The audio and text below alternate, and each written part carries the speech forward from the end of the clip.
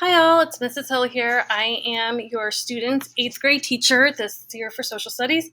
And I just want to welcome you to the school year and let you know a little bit what it is that we're going to be talking about. I'm going to read to you the 8th grade Ohio State Standards for social studies so you can get a general idea of what we're going to be learning about, and then I'll help narrow it down and be more specific with you and give you some pointers on how to help your student navigate through the school year with social studies. So the Ohio State Standard for Social Studies is, in 8th grade, we learn about European exploration in the early years of the United States. The study incorporates all 4 social studies strands into a chronological view of the development of the United States. Students examine how historic events are shaped by geographic, social, cultural, economic, and political factors. So you're like, what does that mean? What are we studying? So to be more specific, we talk about the geography and the economy of all sorts of factors that helped shape our country. And we will specifically be looking at the early European exploration of the Americas, which in this part of the year we've already done that. That was our first chapter that we covered. And now we're moving into learning about the colonization of North America. After that, we'll be discussing the revolution of the colonies. We'll be talking about manifest destiny and the growth of a nation. Then we'll be moving on around Christmas time. A little after Christmas time, I think when we first come back, we'll hit up the Constitution and talk about the Bill of Rights. And then that will lead us into the Civil War. And I hope to end the year talking about Reconstruction. So those are the main topics that we'll be talking about. And every chapter that we talk about, there's going to be 4 major grade hunks of that for you and your student to be looking out for. So for every chapter, the first day of the chapter, we usually do the preview and we read the introduction, discuss the essential question, and I will assign a vocab. The vocab is always due the next day. After I assign it, unless there's some other crazy circumstance. But more so than not, I'd say 95% of the time, it's going to be due the next day. The next thing that your student is going to have assigned all the time for them will be the question packet. So if you're a remote learner this year, you may be doing that online, and I'll explain what that might look like. But especially if you're an in-class learner, your student will be receiving a question packet, and you can see that identifies the vocab words here. And then also it says section 1, section 2, like all the sections are labeled throughout. And it's usually only 2 to max 4 questions a section, so it's really not a lot of work. But after every time we read and discuss a section in class, the students will be expected to complete the questions for that section, and they'll will more than likely be doing it handwritten, because I really believe that there's something valuable about writing something out, and it helps just make more connections in your brain to help you remember things. I also like doing paper copies when doing maps. I love a map. So I think it's a lot easier to do maps study on paper versus trying to draw and shade maps on the computer. Sometimes we'll do it if we have to, but I prefer to try and give them the opportunity to do it on paper. So they'll always have vocab, they'll always have the section questions, and then there's obviously the test at the end of the chapter.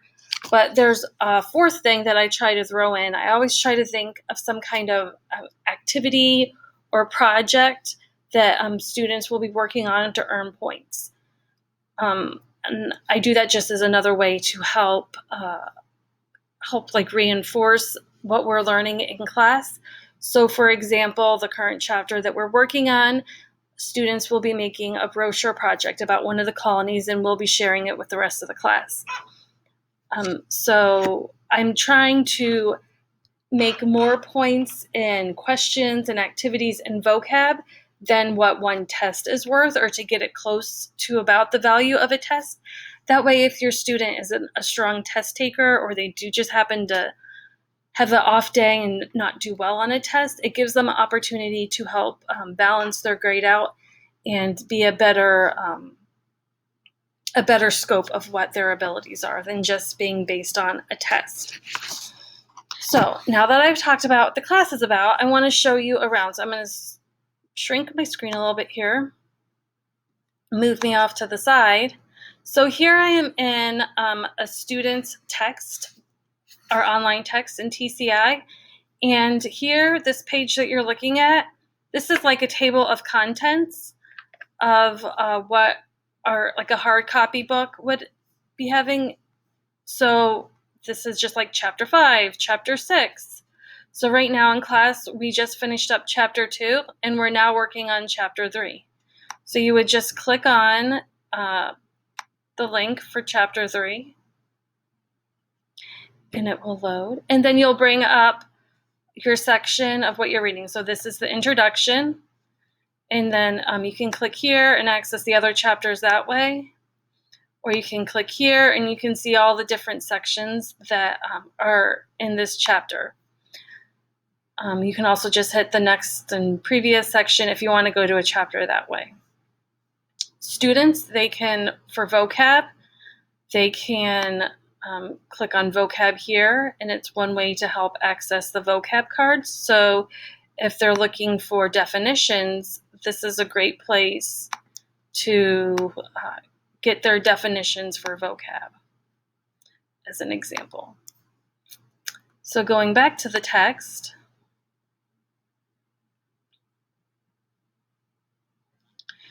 you can scroll on down, and you can see here is the preview section. So it's the same thing. It's the same thing that's in these packets. It's asked the same questions. It's like an online digital format. So for example, the next section question, boom. We'll flip the page as it loads. It gives you an example of how to do this style of question, but you can scroll down and you can see again, oh, that was still section 1, they used that map twice. You can see that same map is here than what students have online. So often if a student loses a paper packet, I don't really have the ability, well, I do have the ability, but the time and convenience factor, I suppose, to be able to go back and make a copy of a new packet every time a student loses one. So if your student does lose their packet and it's supposed to be turned in paper, what I recommend for them is to either just go in line and copy down the questions on a loose leaf sheet of paper and then answer the questions that way and turn that in. I've accepted that in the past. Also, what you can do is I have saved the PDFs of these packets in our Google Classroom. So if your student has the ability to print something off, they can print off a new packet on their own. That's in the case that they lose one. But that'll never happen. That never happens.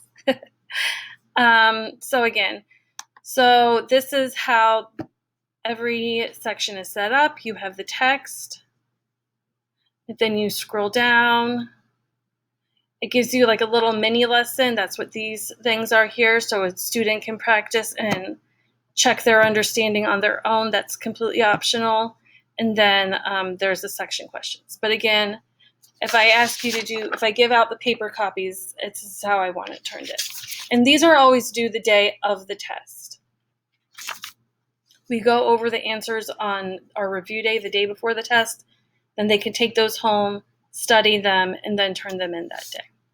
Another thing that I want to show is if you do lose a notebook, you can click on Notebook here in this sidebar. And it'll take you straight to the question pages.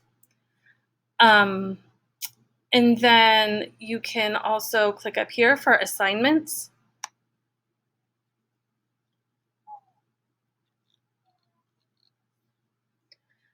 And you can see, and this is a past assignment that you can click on.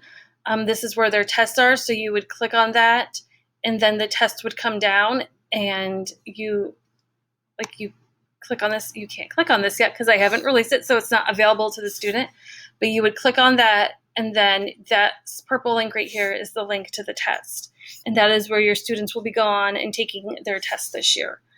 They'll be online unless, again, I think that there's something that would be better for them to draw or something. I would have them do that portion of the test online, on paper. So when I'm done with the test, and I've graded them and I've returned them to the students, they can go back and click on this link, and I have available for them to be able to go back and look and see at what questions they got wrong, so they can go back and study again. So this is our TCI text in a nutshell. And I also want to show you a little bit about our Google Classroom. So we'll go to the main page. So this is our Google Classroom. This would be the first thing that you see when you log in. Up here, I have a Google Meet link, this little address here. So if you ever want to schedule a meeting with me or anything like that, either you or your student, and we need to do it remotely, that is a place where your student can go to click on, and we can use that link to talk. Here I will, so that's our link. And then on the Stream tab portion of Google Classroom, all the announcements, when I newly post something, it'll come up here, or my new announcements. So you can see here, I just posted today what's going to be coming up for next week. So students can see that. If you click on classwork, you can see what it looks like. So this is a test student account, so it doesn't look like they have anything done. So for example, these icons, this icon is black because it means there's an assignment there that your student has not turned in. So, or that's a bad example. Here, let's look at the vocab. So let's say you see this and your student's tab is black. It's because they have not submitted the assignment. So your student will click on it. It's past the date, that's why it says it's missing. And then you can view the assignment. This would be the turn in button that you would press. So your student's going to go into the assignment. They'll click on that, and then it makes a template for their own, and then they can just type in their answers into the slide, and it shows everything that they need. They'll type their definition in, and then when they're done doing all their definitions, they'll go back into Google Classroom and click the turn in button. And we can tell everything is timestamped, so we know when students do it. We know who's been working in it, so we're able to keep an eye on tracking time and work spent and everything like that. If there's ever an assignment that your student needs to add an additional picture, or maybe we don't make a template for something for them to do, but they need to add in a picture of some work, they can click up here at this Add or Create button, and they can pick if they want to add or create a document to show me something in one of the Google Suite options. And then once we'll pretend like we did the work, we'll click the Turn In button. So your student can turn in something even if it's a blank document. So you can go back to the classroom. Reverse. And now you can see the icon here for the vocab is gray, which means that your student has pressed the turn in button and has turned in their assignment.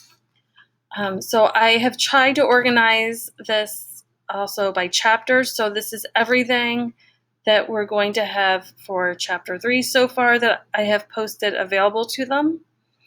I do all my assignments with these tabs just so you can keep track of it. And then I usually try to give a materials tab as well.